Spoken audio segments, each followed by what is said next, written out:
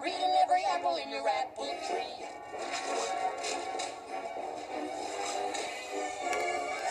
They don't care about nada, not zilch, no nothing, except bringing about an orchard's destruction.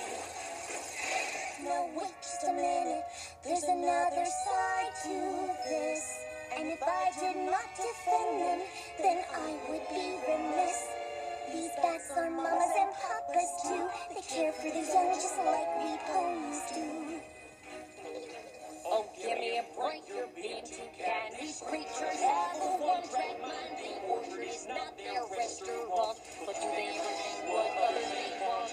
No, they don't. And that is just a fact.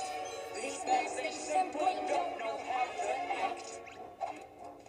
That's where I have to disagree. They're loyal to their family, spreading seeds both far and wide. You see one coming, you better run and hide.